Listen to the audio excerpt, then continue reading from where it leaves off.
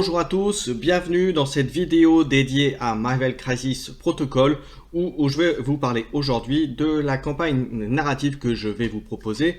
Alors vous allez voir, bien sûr c'est du fan-made, il n'y a rien d'officiel là-dedans, c'est juste un moyen pour nous de nous retrouver, de faire des parties un peu différentes que celles que vous avez l'habitude de voir, donc du compétitif. Donc là vraiment c'est pour s'éclater, pour avoir une idée de un peu un côté campagne, d'évolution d'équipe, d'évolution de personnages, d'interactivité entre vous, puisque vous allez voir il y aura pas mal de choses possibles entre les joueurs, entre les parties également, tout ça bien sûr en passant par moi, puisque je vais être un peu comme un maître de jeu entre guillemets, un maître d'univers qui va réguler tout ça et qui va alors je serai aussi joueur, je pense, dans cette campagne, mais en tout cas ça n'empêchera pas.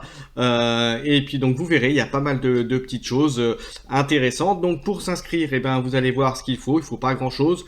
Il faut avoir son équipe Marvel Crisis. Vous allez voir, pour démarrer, il faudra 6 héros. Je vais vous montrer exactement ce qu'il faut après. Et puis après bien sûr trouver des gens avec qui jouer à Marvel Crisis Protocol. Alors bien sûr vous pouvez le faire en physique, mais surtout vous pouvez aussi le faire de manière indirecte sur Tabletop Simulator, donc puisqu'il y a une bonne communauté donc sur le Discord de Marvel Crisis Protocol France, voilà, où vous aurez donc bientôt un channel dédié pour ça. Allez, je vous propose un petit générique classique, on va dire, et puis on attaque l'explication de cette campagne. Allez, c'est parti.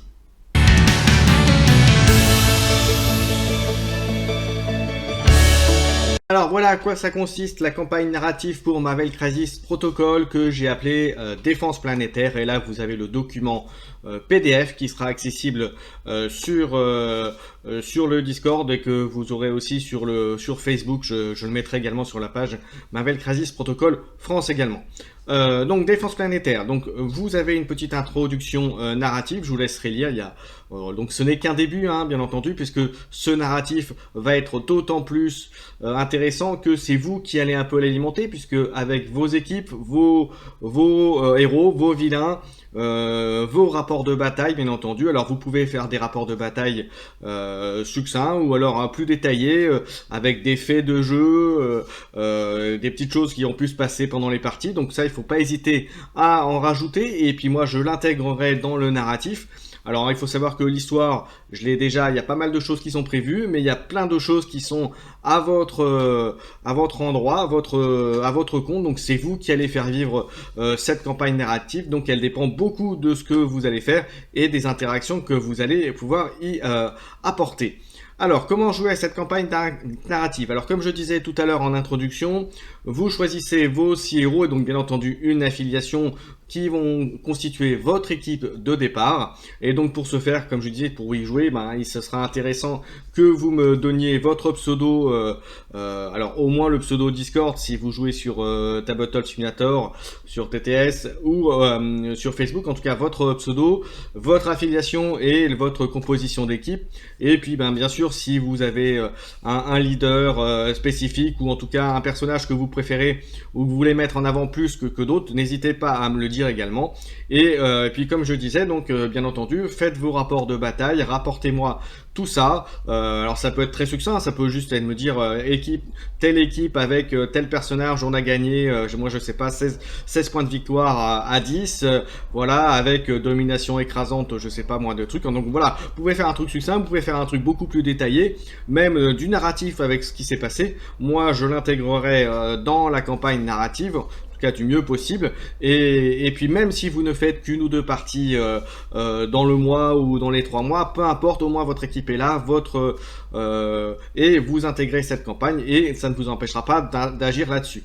Donc voilà, donc comme je l'ai marqué sur le document que vous allez avoir, cette campagne sera mise à jour régulièrement. Alors peut-être pas toutes les semaines, parce que ça fera beaucoup, ça demande quand même pas mal de boulot, surtout si vous êtes nombreux à la suivre. Mais en tout cas, je pense que allez, on va dire tous les 3 semaines, 1 mois, il va y avoir une évolution, des petites choses en plus, des actions possibles. Vous allez voir que il y a pas mal de choses. Alors, début de campagne, comment ça se passe pour démarrer cette campagne? En fait, c'est très simple. Vous démarrez comme si vous faisiez une partie de jeu égale classique. Donc, au lieu d'avoir le rooster de 10, attention, vous avez votre rooster de 6 personnages. Vous faites la partie normalement, simplement vous allez rajouter pour votre premier scénario de campagne, un élément supplémentaire, c'est-à-dire chaque joueur va prendre 2 jetons pierre unique que vous allez placer sur votre champ de bataille au sol, donc hors élément de terrain, et bien sûr à au moins une distance d'une réglette de 3 d'un autre jeton pierre unique ou de votre zone de déploiement. Et bien sûr, ce qui me paraît logique, vous ne mettez pas ce jeton sur un autre jeton de mission que vous auriez éventuellement dans le scénario. Ces jetons vous font former un nouvel objectif pour la partie, que ce sont des points qui vous donneront des points de victoire, donc qui vont un peu entre guillemets accélérer, qui peuvent accélérer un petit peu la partie. En revanche, ce qui est encore plus important, c'est qu'à la fin de la partie, vous allez avoir gagné des points d'expérience qui vont vous permettre de faire évoluer votre groupe et vos héros. Alors, en quoi faisant? Oui, c'est pas très français ce que j'ai dit, mais c'est pas grave. Si vous gagnez la partie, les points de victoire que vous avez acquis justement avec ces pierres runiques deviennent des points d'expérience. Et si vous avez gagné la partie, comme je viens de dire, vous rajoutez 3 points d'expérience. Si en revanche, vous avez perdu la partie, les points d'expérience acquis par les pierres runiques, vous les gardez également en points d'expérience, mais vous n'avez pas de bonus supplémentaire. Ensuite, pour chaque héros qui a joué dans la partie, pour chaque héros qui reste sur le plateau, il va gagner 1 point d'expérience. Si ce héros a mis, et donc ça vous ferait, donc moi je vous conseille de tenir une petite fiche pour chaque héros, ou en tout cas pour votre équipe de campagne, comme ça vous faites un bon suivi, et puis ça vous permet aussi vous de voir l'évolution de votre personnage. Donc chaque héros gagne à la fin de la partie 1 point d'expérience s'il est toujours sur la table. Il gagne en plus 1 point d'expérience s'il a mis au moins un héros adverse hors de combat, c'est-à-dire qu'il l'a fait sortir de table. Donc c'est au moins 1, c'est-à-dire que s'il en a fait 2, il n'y aura pas 2 XP, c'est un seul XP, c'est au moins 1. Et enfin, si cet héros a aidé à contrôler au moins un objectif de mission, alors les objectifs de mission, c'est simple, hein, c'est les objectifs de capture ou de contrôle que vous pouvez avoir dans votre scénario là, de manière classique, mais c'est également les jetons pierre unique. Voilà. Et donc s'il l'a fait au moins une fois, c'est un point d'expérience. Donc là c'est pareil, hein, s'il l'a fait 2-3 fois, c'est pas 2-3 XP, c'est un seul point d'expérience. Ensuite, vos points d'expérience. Une fois que vous avez fait ça, donc la partie, et puis les héros, vous faites le cumul de vos points d'expérience et ensuite vous pouvez les utiliser pour améliorer votre équipe. Alors, c'est des choses que vous pouvez faire entre chaque partie, bien entendu, hein, pas pendant la partie. Alors, comment ça se passe? Alors, avant de revenir au point d'expérience, petit point, effectivement, j'ai dit que si les héros sont mis hors jeu, donc sur sortie de jeu, ils sont considérés hors jeu. Et dans ces cas-là, vous lancez un dé pour chaque héros qui a été mis hors jeu. Vous lancez votre dé. Si c'est une phase crâne, comme vous savez, les phases crâne en général, c'est pas bon. Là, en l'occurrence, c'est pas bon du tout. Le héros est bien hors jeu et il est indisponible pour le prochain combat. Donc, il est vraiment hors jeu. Si en revanche vous faites une phase critique, et là, comme vous le savez, c'est plutôt bénéfique pour vous, hein, comme dans le jeu, donc Marvel Crisis Protocol. Donc dans ces cas-là, il revient à la prochaine partie, mais surtout il vous fait gagner 1 point d'expérience supplémentaire. C'est pour ça que j'ai placé ça juste avant de vous dire comment vous pouvez dépenser vos points d'expérience. Et en revanche, toutes les autres phases, donc si ce n'est pas un crâne ou une phase critique, le héros revient en jeu à la prochaine partie. Voilà, donc concrètement, à éviter le crâne. Voilà, ce qui me paraît logique. Et en début de chaque partie, un héros qui a été mis hors jeu à la partie précédente passe en état hors de combat, comme s'il avait participé au combat, mais il n'apporte rien à votre adversaire ni à vous. Simplement, il repasse hors de combat et vous lancerez un dé à la fin de la partie pour savoir l'appareil, s'il reste hors jeu, etc., s'il revient, etc. Voilà, tout ça. Voilà, donc j'espère que ça c'est simple, j'espère que c'est... Voilà, si vous avez des questions, n'hésitez pas à mettre un commentaire sur la vidéo. C'est pareil, si vous aimez ce genre de choses, n'hésitez pas non plus. Et vous pourrez également me poser des questions sur le Discord, sur le channel dédié qui sera créé pour l'occasion. Alors, les points d'expérience, ils peuvent utiliser ensuite comme suit. Vous pouvez ajouter un héros à votre liste de héros, puisque comme vous le savez, vous démarrez à 6, et vous pouvez monter votre roster. Là, pour le coup, il n'y a pas de limite, mais bien entendu, voilà, c'est des héros, des XP, des points d'expérience que vous allez utiliser pour ce faire. Donc utilisez avec en bonne connaissance de cause. Pour ajouter un héros à la liste, eh bien c'est tout simple, c'est vous rajoutez, il vous prend coup, c'est 1 point d'XP par point d'héros. Exemple, le Captain America Steve Rogers, c'est un héros qui a des valeurs de 4 sur votre rooster, donc en fait c'est 4 points d'expérience qu'il vous faudra dépenser pour pouvoir le rajouter à votre rooster. Vous pouvez également acheter pour 2 XP une relance gratuite lors d'un jet, lors de la prochaine partie. Alors quand j'insiste bien, lors de la prochaine partie. Donc c'est temporaire, c'est 2 XP que vous mettez pour avoir une relance gratuite, donc de tout ou partie d'un jet lors de la prochaine partie, mais uniquement la prochaine partie. Donc faites attention. Ensuite, vous pouvez ensuite acheter la base de héros.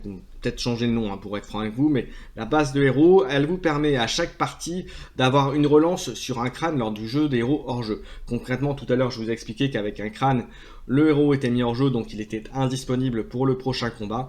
Et bien là, simplement, vous bénéficiez d'une relance. Bien entendu, si vous aviez 3 héros qui étaient mis hors jeu, vous avez 2 crânes, il n'y en aura qu'un des 2 qui pourra être sujet à une relance. Bien entendu, cette relance, si c'est à nouveau un crâne, malheureusement, il sera quand même mis hors de combat et hors jeu.